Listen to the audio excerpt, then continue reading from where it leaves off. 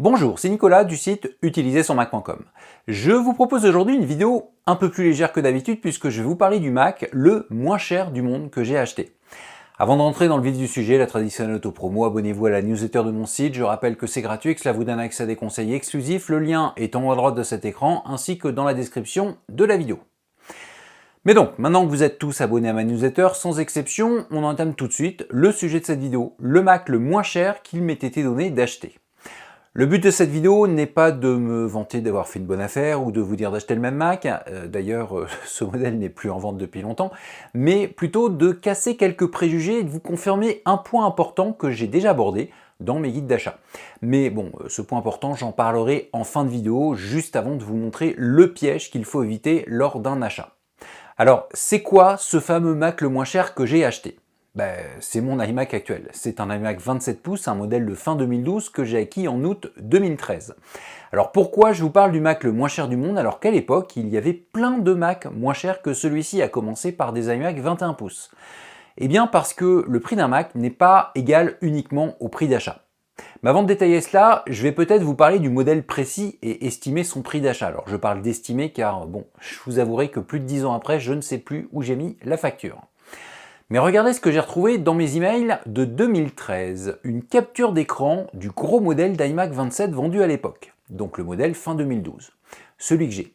Bon, pour ceux qui se demandent pourquoi je me suis amusé à enregistrer en PDF la page de l'Apple Store d'un iMac 27 pouces en 2013, eh bien c'est juste qu'un ami voulait acheter un Mac à l'époque et que ce modèle correspondait à son usage, donc je lui ai envoyé la capture. Et je ne m'en souvenais plus du tout, mais en recherchant en vain ma facture de l'époque, je suis tombé dessus. Merci Spotlight. Mais donc ça fera parfaitement l'affaire.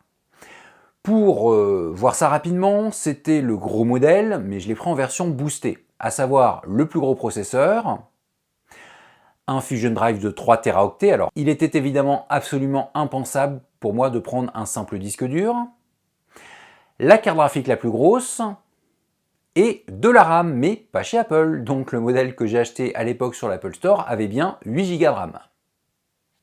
Grâce à ce PDF, j'ai pu déduire le prix qu'il m'a coûté, à savoir les 2049 € de base, plus ses options, ce qui fait 2978 €. Cela inclut également l'Apple Care que j'avais prise à l'époque et qui, de tête, coûtait 179 € pour les iMac. Alors pour être totalement transparent, j'étais encore employé par Apple à l'époque, mon contrat chez eux a été clôturé quelques semaines plus tard, et je savais déjà en août que je souhaitais créer un site internet afin de partager mes connaissances sur les systèmes des Mac et des appareils mobiles. Donc c'est pour cela que j'ai pris un Mac bien costaud. Je savais qu'il devrait réaliser beaucoup de montage vidéo. Par contre, comme j'étais encore chez Apple, j'ai acheté ce produit avec une grosse réduction, l'un des avantages de travailler dans cette boîte. Mais je ne vais pas mettre le prix avec réduction, même si je pourrais la recalculer facilement. Effectivement, cette réduction n'est accessible à quasiment personne. Donc si je la comptais, ça deviendrait un peu trop facile de dire « Regardez, j'ai acheté le Mac le moins cher du monde ». Ce ne serait pas très honnête. Donc on en reste au prix sans réduction, prix que l'on va estimer environ à 3100 €. Parce que oui, j'ai acheté 16 Go de RAM en plus des 8 Go de base, ce qui m'a donné une machine avec 24 Go de RAM. Alors, je ne me souviens plus du prix exact de la RAM que j'avais acheté à l'époque chez Macway, mais ce prix était forcément inférieur à celui d'Apple. Donc grosso modo, 3100 € TTC. Alors, évidemment, 3100 €, ce n'est pas spécialement le Mac le moins cher du monde, mais puisque l'on parle de prix, je précise qu'il y a 3 choses à prendre en compte dans un prix. Le prix d'achat, ça on n'y coupe pas évidemment, mais également les tarifs de réparation éventuelle ou amélioration matérielle que l'on va effectuer durant sa période d'utilisation. Et il va falloir ensuite étaler les 2 points précédents sur toute la période d'utilisation. Bah oui, si un Mac vous coûte seulement 500 € mais vous ne sert qu'une seule année et que vous ne pouvez pas le vendre à la fin, il vous aura coûté beaucoup plus cher qu'un Mac qui vous coûte 3000 € mais qui va vous servir pendant 10 ans. Bon, pour le premier point, c'est simple, j'ai déjà donné la réponse. Concernant le deuxième point, j'ai eu le trackpad qui est tombé en panne, mais mon Mac était encore sous Apple Care, donc je n'ai rien payé. Par contre, après la fin de la garantie, j'ai le disque dur qui est tombé en panne. C'était un 3 Teraoctets et celui que j'ai mis en remplacement est lui-même tombé en panne quelques années plus tard. Alors, à la dernière panne, je n'ai pas remplacé le disque, mon système est depuis sur un SSD externe, Mais pour plus d'honnêteté, je vais compter 250 € pour les 2 disques durs en panne. Alors, dans la réalité, je n'en fais pas racheter de disque dur, j'ai juste fait un peu de place sur tous mes disques externes et la première fois, j'ai pu libérer un disque de 3 Teraoctets. Et la seconde, j'ai libéré un SSD de 256 Go, SSD qui possède maintenant mon système. Mais bon, dans la vie de tous les jours, peu de personnes ont assez de disques durs chez eux pour éviter d'en racheter. Donc, on va estimer l'ensemble à 3350 €. Passons maintenant au troisième point. Alors, ce troisième point n'est pas figé puisque mon Mac est toujours opérationnel. Certes, je pense que l'année 2024 va voir son remplacement par un autre Mac. J'espère qu'Apple va enfin sortir le Mac que je veux, mais sauf s'il tombe en panne d'ici là, il servira ensuite encore à d'autres usages. Quoi qu'il en soit, en août prochain, il aura servi 11 ans, ce qui veut dire 132 mois.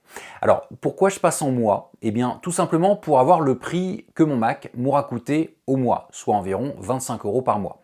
Alors, mon but n'est pas de vous parler crédit, je vous le dis tout de suite, et de vous encourager à acheter un Mac à crédit. D'ailleurs, je ne suis personnellement pas fan de ce type de financement. Mais le fait d'avoir le coût au mois est à mon avis le plus représentatif de la valeur réelle que l'on va débourser pour un Mac. Bon, bien sûr, c'est impossible lors de l'achat de savoir combien de temps il durera et quelle panne il faudra résoudre dessus. Mais l'une des raisons de cette vidéo est de vous montrer qu'un Mac, ce n'est pas forcément si cher que cela, à partir du moment où on le choisit bien et où on a un peu de chance. Alors, je parle de chance, mais c'est quand même un peu exagéré de ma part. Les pannes de disque dur, ce n'est pas nouveau. Mais il n'y a plus de disque dur dans les Mac actuels. Or, les autres composants sont quant à eux relativement fiables. Sauf si vous tombez sur un modèle à problème, et c'est surtout pour cela que je parle de chance. Mais pour être franc, peu de modèles de Mac se révèlent à problème. Quoi qu'il en soit, voici la preuve que ce n'est pas l'ordinateur le moins cher qui coûte le moins cher. Si j'avais acheté un Mac mini à l'époque, j'aurais dû le remplacer depuis longtemps. Comme quoi, le principal, c'est de bien évaluer ses besoins. Bon, dans mon cas, c'est un peu facile, j'ai pris le plus puissant. Par contre, je ne saurais jamais si j'ai vraiment eu raison de passer à la plus grosse des cartes graphiques. Peut-être que celle de base m'aurait suffi. Pareil pour le processeur. Bon, pour être franc, concernant le processeur, vu mes besoins, cela me semblait tout à fait logique de partir sur le plus gros, sur un i7 à l'époque. En fait, la carte graphique a été ma seule hésitation et j'y ai répondu d'une façon très simple. Je suis parti du principe que le Mac que je devais acheter en 2013 allait me durer au moins 7 ans. Pour être précis, à l'époque, j'ai estimé qu'un iMac avec Fusion Drive ou SSD avait au moins une durée de vie de 8 ans s'il correspondait bien aux besoins de l'utilisateur. Mais celui que j'ai acheté était déjà commercialisé depuis presque un an, octobre 2012 pour être plus précis, donc je savais qu'il allait bientôt être remplacé. Il l'a d'ailleurs été dans les semaines qui ont suivi. Conclusion, si c'est au moins 8 ans à partir du début de sa vente, c'était au moins 7 ans à partir de mon achat. Et effectivement, au moins 7 ans. Il est toujours debout, presque 11 ans plus tard. Mais je me suis basé sur 7 ans, or comme je vous l'ai dit, la seule hésitation de ma part a été la carte graphique. Or cette dernière, ce n'était que 150 € de plus. Or 150 € de plus sur 7 ans, ça fait moins d'1,80 € par mois en plus. Donc clairement je n'ai pas hésité et j'ai pris le gros modèle de carte graphique. Alors, ce que je viens de vous dire, à savoir lisser au mois le prix des améliorations proposées par Apple, c'est à utiliser de façon modérée. Vous n'allez pas, si on prend par exemple un achat actuel, commencer par choisir un MacBook Air 13 pouces, le gros modèle en M2,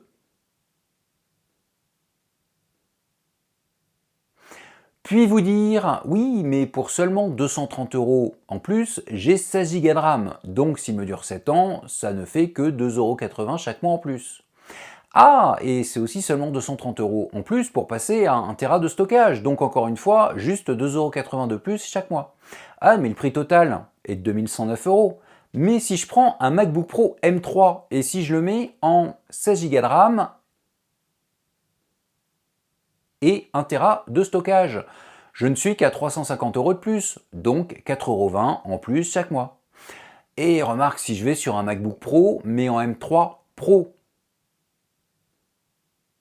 ce sera plus puissant. Et ce ne sera que 2729 €, soit 270 € en plus, mais 270 € sur 7 ans, c'est juste 3,20 € en plus par mois. Et tiens d'ailleurs, on peut prendre un processeur un peu plus puissant, c'est juste 270 € en plus. Bon, vous avez compris le problème, on part sur un Mac à 1650 € et on termine sur un modèle qui n'a rien à voir et qui est à 3000 €, presque le double. Donc ce que j'ai fait pour la carte graphique de mon iMac, c'est une très bonne idée car je ne l'ai fait que pour un composant. Alors que dans le dernier exemple, j'ai fait le jeu du marketing d'Apple qui sait très bien segmenter ses gammes pour toujours donner envie d'avoir celle du dessus. Et je ne suis pas en train de les critiquer, c'est de bonne guerre. Mais si on part sur un MacBook Air M2, certes la RAM et le stockage, vous y réfléchissez. Mais il n'est pas question de passer à des modèles supérieurs, ou alors vous avez mal défini vos besoins. Donc dans ce cas-là, vous repartez à la source et vous vous demandez ce que vous allez faire sur votre futur Mac et si ces besoins risquent d'évoluer. Donc en conclusion, je vous invite à réfléchir au coût mensuel supplémentaire que représente une option sur votre prochain Mac, au pire 2. Mais ne tombez pas dans le piège de ramener toutes les options à un prix mensuel. Cette vidéo est finie. Je voulais juste, avec mon exemple, vous permettre de bien comprendre qu'un ordinateur cher au niveau facture sera peut-être moins cher qu'un ordinateur meilleur marché. Et je voulais vous montrer comment j'ai pris la décision d'augmenter une option sur l'achat de mon iMac, alors que j'hésitais, ne sachant pas si j'en aurais vraiment besoin. Mais surtout, ne tombez pas dans le piège des segmentations de gamme et encore plus important, analysez bien vos besoins avant tout achat. D'ailleurs, à la louche, quel est le Mac qui vous est revenu le moins cher? Alors, je ne veux pas connaître le prix exact, mais juste le modèle et le nombre d'années approximatifs pendant lesquelles vous l'avez utilisé. Dites-le moi en commentaire. Je précise d'ailleurs que je réaliserai une vidéo sur le contraire, le Mac qui m'est revenu le plus cher. Et c'est pour une raison précise que je souhaite la réaliser, mais ce ne sera pas avant 2-3 semaines, voire plus. Pour l'instant, je vous prépare une vidéo sur la manière dont je réalise mes vidéos, justement. Depuis le temps qu'on me le demande, c'est pour très bientôt. Comme d'habitude, je vous invite évidemment à partager cette vidéo au maximum autour de vous et à mettre un petit pouce vers le haut si vous l'avez trouvée intéressante. Abonnez-vous à ma chaîne YouTube et à la newsletter de mon site, j'offre gratuitement aux abonnés de ma newsletter des conseils exclusifs qui ne sont disponibles ni sur le site utilisersonmac.com ni sur la chaîne YouTube correspondante. Si vous ne vous abonnez pas, Apple vous demandera de payer une nouvelle fois votre Mac actuel. Plus sérieusement, je vous donne rendez-vous pour une prochaine vidéo. À très bientôt.